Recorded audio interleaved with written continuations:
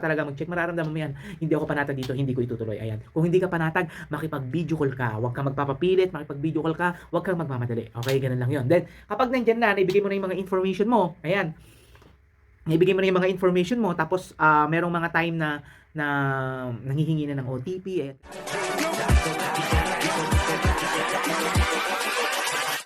Hold up.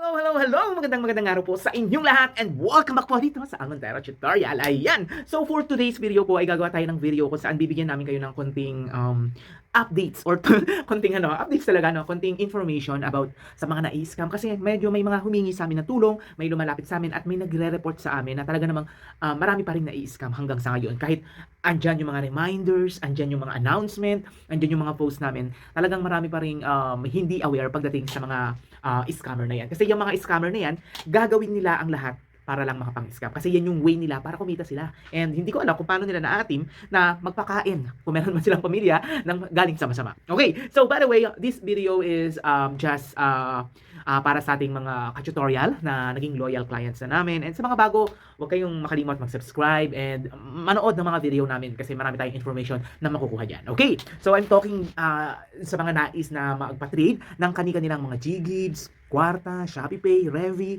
G-Credit, Mukasa, Atome, ayan. Pwede natin yung i-trade, mga virtual money yan na hindi nyo makuha. So, sayang naman kung hahayaan lang natin. Okay. So, yung naisip namin na first reason or yung mga experience namin base sa inyong mga pagsusumbong or pagsasabi sa amin na, "Sir, na-scam ako," mga ganyan. Yung nag-chat sa amin tapos after a minute bumalik, "Sir, na-scam ako," ayan. So, ano nga ba yung mga reason natin? Okay. Unang-una, yung reason na dahil kaya ka na-scam is because, syempre, unang-una, baka hindi ka nag-check or hindi mo chinek kung sino yung kausap mo. Okay, i-check mo yung profile niya, i-check mo yung kanyang profile link, i-check mo yung mga post niya, yung mga nagko-comment. So, isa sa experience namin, na-scam siya, pero kasi daw, marami naman daw nagko-comment. Pero nakita ko yung sinabi niyang profile na yun, nakita ko doon sa post na meron ngang mga nagko-comment na legit. Pero napansin ko, sa lahat ng mga nagko-comment at sa lahat ng mga doon sa post, iisa yung mga tao. Hindi mo ba napansin yun? So, ibig sabihin, iisa lang yung taong gumagawa nun. So, maaaring nag-post siya, then marami siyang dummy account, magko-comment yung mga dummy account niya kung saan siya din yun, sasabihin niya legit. So, ayan yung isang way ng mga scammer. So, bakit ba na-scam? Or bakit ka na-scam? Unang-una, baka, di ba, una natin is baka hindi ka nag-legit check. Pangalawa, baka naman masyado kang nagmamadali. Okay, baka gusto mo kapag nag-message ka na, kunyari, pa-trade po, gusto mo ma-replyan ka agad, gusto mo ma-process ka agad, ayaw mong magbigay ng verification, ayaw mong magbigay ng mga information mo, tapos gusto mo doon sa mabilisan. Ayan yung reason kung bakit ka ma-scam. Hindi, gusto mo yung mabilis, nagmamadali ka, and sa pagmamadali mo yun, hindi mo napansin na unti-unti mo na palang naiibigay yung information mo and unti-unti ka na palang nai-scam or naloko dun sa sinasabi ng scammer. Tandaan natin, scammer yan, mabulaklak ang kanyang mga salita and maaari kanyang mapaniwala in just a minute. So unang-una, iwasan nating magmadali dahil sa bagay, hindi naman natin alam kung bakit ka ba nagmamadali. So maaaring emergency, siguro ganyan lang yung maaaring maging reason dun sa mga nagmamadali, maaaring emergency, maaaring kailangan na sa mga oras na yon kaya gusto mo matrade agad yan, mga ganyan.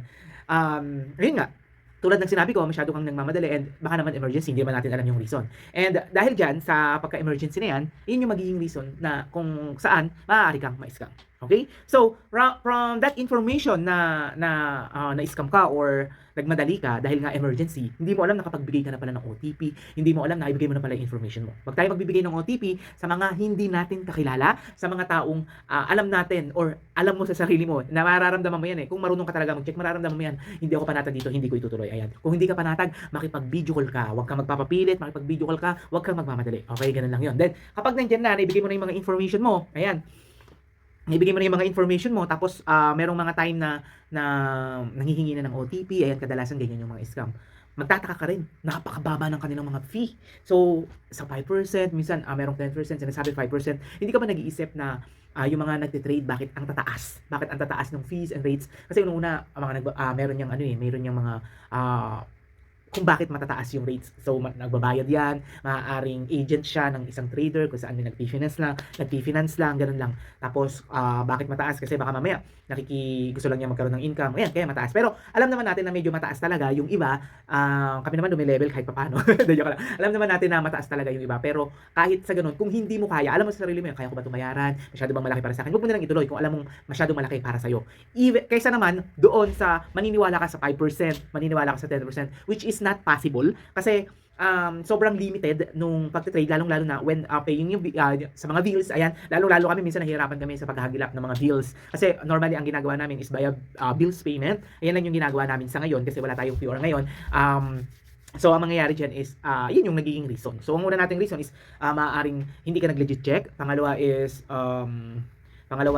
masyado kang nagmamadali. Pangatlo, nagbibigay ka ng information. Nagbigay ka ng information mo, lalong-lalo na yung OTP, which is, wag natin ibibigay yung OTP natin. Talaga kasi talagang mauubos yung laman ng GCash mo. Hindi lang laman yung GCash mo, kundi yung mga offer sa'yo. Mamaya, ma-opera ka palang malaki. Makukuha talaga yan. Okay? So, next reason natin is, nandiyan na yung reason natin na masyadong mababa yung fee na pinagkakatiwalaan ninyo and hindi nyo alam na ano lang yun, tinatawag nito, too good to be true. Ayan, masyado silang too good to be true. So, ibig sabihin is, parang masyado naman yatang mababa para sa pagte-trade and hindi ka panipaniwala. Okay, so next natin is one reason kung bakit tayo na-scam is dahil sa sobrang galing talaga ng scammer. So, one experience, actually pangalawa na, kausap namin. Okay, nakapag-trade na, okay. Aba, maya-maya lang, may kachat pala siyang iba. Lahat ng mga nagko-comment sa amin, lahat ng mga nagla-likes or nag-i-inquire sa amin through comment sa YouTube or sa Facebook, yung mga scammer nakaantabay. So, ang gagawin nila is, gagawa sila ng group, then pag gumawa sila ng group, sasabihin, oy, kunyari, inad ka nila. Kunyari, ang pangalan mo ay Romela. Kunyari lang, pangalan mo Romela.